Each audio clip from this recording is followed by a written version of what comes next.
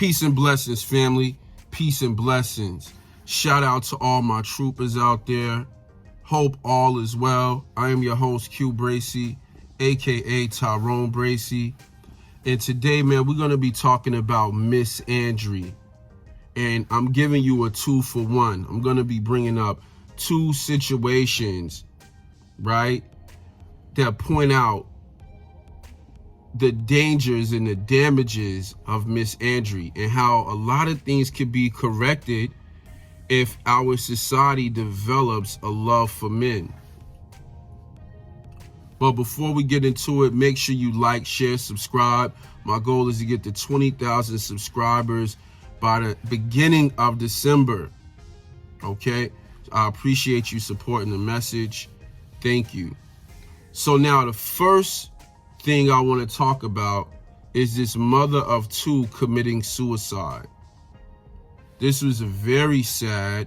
I know a lot of times in the red pill community, we go at women, right? And we sort of encourage men to make better decisions and encourage women to be better women so that men can make a better decision, right? But never do I want to see, women at this point are human beings at this point. So, after seeing this, I had to call a couple of single parent women in my family and ask them if they ever felt this way. This is how this story touched me. Like I said, it's hard. And some of the people that I spoke to was like, yeah, I've had those thoughts before. And I'm like, wow, I never knew. You know what I'm saying? So that really hit home because it's so many single parent mothers in my family, and I wanted to check in with them and see. Now, what I thought was so deep about this whole thing was the message that she left, where she basically said, when she's gone, do not let those children have a relationship with their father. If their father did not want to help while she was alive, then forget it. Then he can't help when I'm gone. So the whole thing is this. A lot of times we talk about, why fathers are not in the children's life. What man would want to deal with that type of woman, right? What man would want to deal with his children with a woman that has that much anger and bitterness in her heart, right? Understand this. There's this saying that basically you drink the poison hoping that it'll kill who you have a problem with. And at the end of the day, that is not how life works, right? You taking your own life is not taking their life, right? But this is like a very, very high level of resentment. This is a high level of resentment. And so, like I said, is it the father's fault that they were not in the children's life? A lot of men don't want to deal with this, right? A lot of men don't want to deal with this attitude, this control, and the ego is so high with a lot of women that this is what you call an insane need to be right. Insane need to be right. You have the need to be right, so much so that you will take your own life. The need to be right is killing people every day. I learned this in a place called Landmark, where we work on personal and professional development. And it's literally taking people's vitality, their self-expression, their life force. It's literally zapping people's energy to need to be right. And unfortunately, women have this need a lot more than men do. Because at the end of the day, remember when we said men focus on things, women focus on people? Well, if you're focusing on things, you just look at the thing and you say, hey, I got that right. Hey, I got that wrong. There's some objectivity.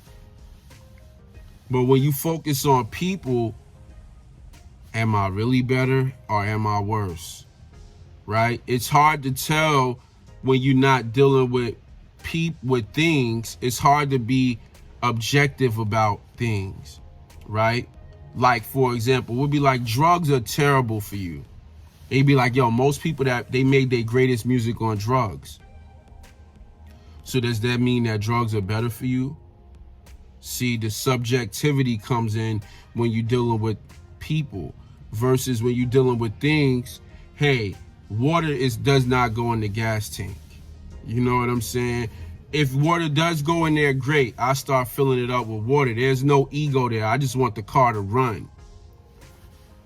Now, so when I look at this situation, it's so deep because I know women that's in a situation where they really need the guidance of a man, but they are so stubborn and refuse to listen. Now, the 2-for-1, the next thing I wanted to build with you guys about is what's going on in Louisiana with these dads on duty, right? You bring the men into the situation, all of a sudden a lot of problems get handled. There's a lot less issues. See, Kevin Samuels had a woman on who went to Harvard, right? Was around a bunch of business class people and decided to have a baby at 36 years old by some random guy who is not staying around to take care of the baby.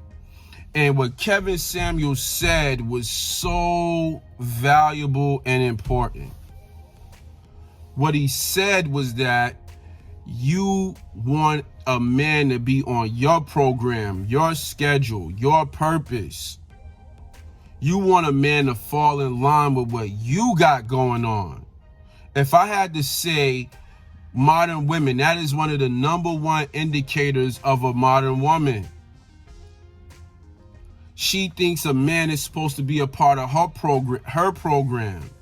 And a lot of women don't realize that men are only willing to be on your program when you're very young and you fresh in the world, and they willing to be on your program only for a little while during the courting process. And then after that is over, most men are expecting for you to be on their program. All men are really expecting that, for you to be on their program. Men that say they not, they end up hating themselves because they like, damn, now I'm in a situation where I'm backpedaling on things. And I might lose her now because I'm switching up from what I originally told her. But a lot of the issues that we have in society right now when it comes to men and women, it has a lot to do with women wanting men to be on their program. I'm reading a book called Behold a Pale Horse. You guys know about it. They said one of the things that they wanted to do was emasculate education. So now we see the dads on duty. They come in, boom, it's order. It's no two ways about it. It's no more confusion.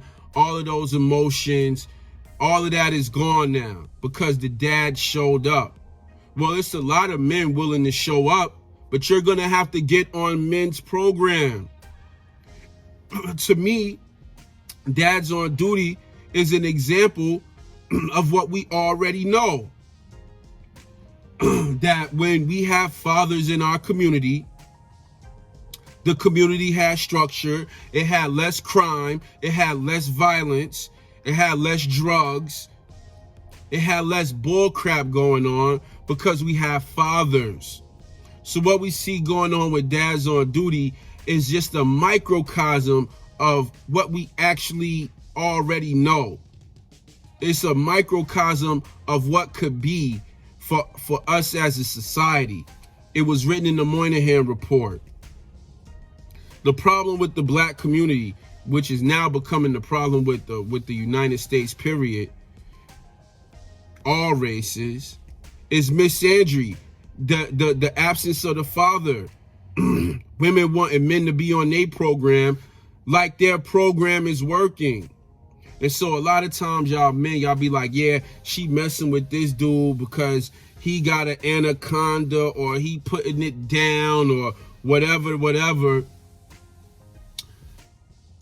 This is what Kevin Samuels said. He said, yeah, because you know those guys that you went to school with, they would have expected something from you. They wasn't just going to lay down and give you no baby. Those men expected something from you. The guy that came in, gave you a baby, he didn't expect nothing from you, and you didn't expect nothing from him, or whatever you expected from him, it didn't matter as long as you got what you wanted. So this is you running your own program. Women, once again, that need to be in control, that need to be right, that stubbornness, the same thing that, you know, all of these problems could be fixed is what I'm saying. And this is the thread that I see. We have to bring masculinity back. We have to bring men back. We got to cut out the misandry. Women, you are killing yourselves. You are killing your community. You are killing your vitality, your self-expression. You are killing off so many things to prove something that the devil wants you to prove. Ain't no men sitting there, there's no real men sitting around here saying, I want a woman who does not need anything from me, where we could be equal 50-50 on everything. That's not what men are saying. What men are saying is this. Hey, when it comes to the dating phase and all of that, you work just like me. We going 50-50 on the meals until we get married or something like that, or until you seriously my girlfriend. I'm not going 50-50. I'm not paying for everything, but you know what I mean? Whatever you buy, you pay for. We don't need to confuse those two conversations. But no man is looking for a woman to marry that is saying that's saying she's independent, she don't need a man, she got her own program going on, and you just a side piece in her program. You just a prop in her program. No real man is going for that, ladies. So if that's what you think is about to happen, you need to change your thought process. And at the end of the day, by you want other people to get on your program, you're literally killing yourself. Anywho's, man, if you would like to support my work, like, share, subscribe, leave a comment below. You know what I'm saying? Forgive me for the background noise. I'm out here in these streets today, baby, getting a little work done. You see me, I got on my Carhartts. You know what I'm saying? We blue collar today. I could do it any way I need to do it. You know what I'm saying? I could put on a suit and tie. You know what I'm saying? I can go into the trenches. I'm a man's man. Anywho's, if you would like to support my work, like, share, subscribe, leave a comment below, and we'll be back in here with more videos for y'all. Peace.